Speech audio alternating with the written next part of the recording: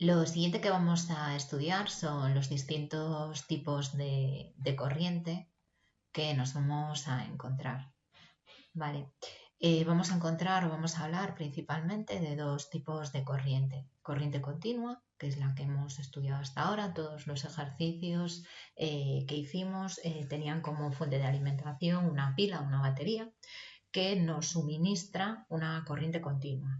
Y las características, pues ya las veremos, pero bueno, fueron las que hemos estudiado, que la corriente, el sentido de la corriente es único, o sea, la corriente va siempre en un único sentido. La corriente la dibujábamos en sentido desde el borne positivo al negativo de la pila, sabiendo que el flujo de electrones iba en sentido contrario. Ahora vamos a estudiar el otro tipo de corriente también, que sería la corriente alterna. Si tuviéramos que representarlas gráficamente, la representación de la corriente continua, ¿vale? Sería esta, representándolo en una gráfica de voltaje con respecto al tiempo. El voltaje a lo largo del tiempo se mantiene constante, mientras que la gráfica en corriente alterna es una gráfica sinusoidal, es decir, el voltaje con respecto al tiempo va variando, pasando de un pico positivo a un pico negativo, teniendo puntos en los que pasa por el cero. Entonces esto lo vamos a ir explicando brevemente, vamos a irlo viendo por vuestro libro. La corriente continua. Cuando hablamos de corriente continua hablamos principalmente de una pila o batería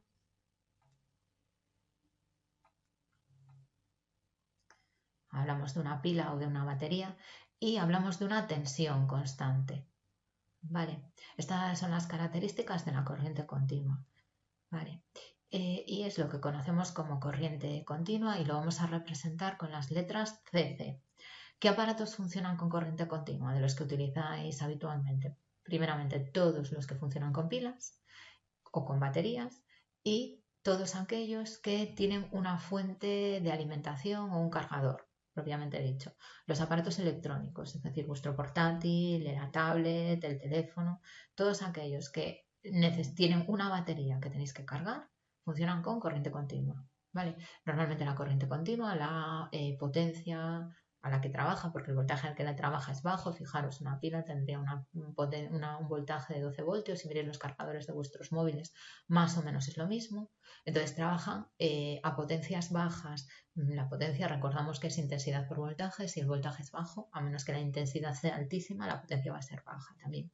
Cuando necesitamos potencias un poco más elevadas, como pueden ser los dispositivos que tenéis en vuestra casa, ¿vale? Todos los electrodomésticos trabajan con potencias bastante más altas que lo que puede trabajar una tablet o lo que puede trabajar un móvil.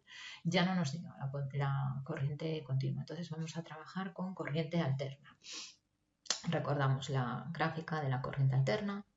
¿Vale? El voltaje va variando. Si queréis recordar, pues la corriente continua sería la que nos suministra una pila. Fijaros, la corriente va siempre en una dirección determinada. La corriente alterna es la que nos suministra un enchufe y el símil sería como si los bornes, los polos estuvieran cambiando todo el rato y la corriente fuera en un sentido y en otro de manera continua. De ahí salen sus gráficas. ¿Vale? La corriente alterna, bueno, os comenta aquí, pues vamos a estar hablando lo mismo que antes hablábamos de pilas, ahora vamos a estar hablando de enchufes, ¿vale? Pero el trabajo, la forma de realizar el trabajo de los electrones es distinta. Van cambiando de sentido. En el caso de la corriente que tenéis vosotros en casa, 50 veces por segundo, los ciclos por segundo, estas vueltas por segundo se llaman hercios. Entonces, las características de la corriente alterna que se suministra a las casas pues es aproximadamente de un voltaje de 220 voltios y una frecuencia de 50 hercios. Esto quiere decir que el cambio de ciclo son 50, se repite esto 50 veces en un segundo. Vale, y lo que hacen sería esto, la tensión o el voltaje empezaría en cero, iría aumentando hasta alcanzar un máximo de 325 que tenéis aquí, luego empezaría a bajar, pasaría por cero, luego bajaría hasta menos 325. ¿Cómo se entiende una magnitud negativa? Pues lo que cambia es el sentido. O sea, una magnitud, nosotros no podemos tener menos 25 kilos de algo. Bueno, pues el voltaje negativo también se entiende como el signo, lo que nos representa es que los electrones primero iban en un sentido y ahora van en sentido contrario. Entonces bajaríamos hasta menos 325 hasta llegar al cero. Y este proceso lo realizarían 50 veces cada segundo, que es lo que se conoce como frecuencia. Si os fijáis en la gráfica, los valores máximos que puede alcanzar el voltaje son 325 y menos 325. Sin embargo, yo cuando os hablé de las características que presentaba la corriente alterna que llega a los enchufes de vuestras casas, os dije que la tensión es de 220, 230. Es lo que tenéis aquí, que los electrodomésticos funcionan a 230 voltios. Entonces la cuestión es, ¿por qué? ¿Por qué aquí os dicen que el punto máximo son 325 y menos 325 y luego que los electrodomésticos el voltaje de funcionamiento es 230? Entonces esto se conoce como lo que es el valor eficaz.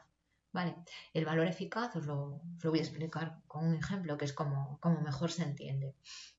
Si vosotros tenéis dos radiadores exactamente iguales, y los enchufáis uno a la corriente eléctrica y otro lo enchufáis a un suministrador, a una batería que trabaje en continua y vais dejando que se calienten los dos, ¿vale? Cuando alcance su grado de calentamiento a unas condiciones determinadas, enchufáis y vais subiendo el voltaje hasta que el calor emitido por en continua sea exactamente igual al emitido por el que está en alterna. Entonces, ¿qué podemos concluir? Que el calor es el resultado de transformar la energía eléctrica en energía calorífica. Entonces, si los dos suministran en las mismas condiciones el mismo calor, es porque están recibiendo la misma energía eléctrica. Como la intensidad es la misma, entonces para que estén emitiendo los dos lo mismo, los dos están recibiendo el mismo voltaje. Entonces, ese valor de 230 sería el voltaje en continua que le tendríamos que suministrar a un aparato eléctrico para realizar el mismo trabajo, realizar la misma acción que realiza en alterna. Entonces ahí deducimos que el voltaje eficaz o el voltaje medio al que trabaja un electrodoméstico de los de vuestra casa es 230 voltios. Por lo tanto, lo que sale de los enchufes, si hiciéramos una estimación, una especie de media, sería 230 voltios. Aquí tenéis la definición, nos dice que el valor eficaz de una señal eléctrica es el valor que debería tener una señal continua para que las dos produjeran el mismo efecto energético. Y si lo tuvierais que calcular, se calcularía aquí.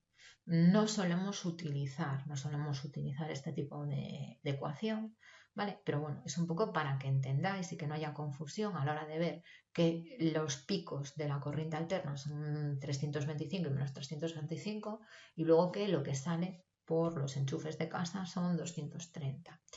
Otra cosa que tenéis que conocer es el símbolo de un generador en corriente alterna, ¿vale? Estas son de las simbologías nuevas que tenéis que aprender. Y lo siguiente que nos explican son los transformadores. Pero bueno, antes de estudiar los transformadores, tenemos que estudiar los fenómenos de inducción electromagnética, que es el principio de funcionamiento de un transformador. Entonces, primero vamos a estudiar los fenómenos de inducción electromagnética y luego ya volveremos aquí a estudiar los transformadores.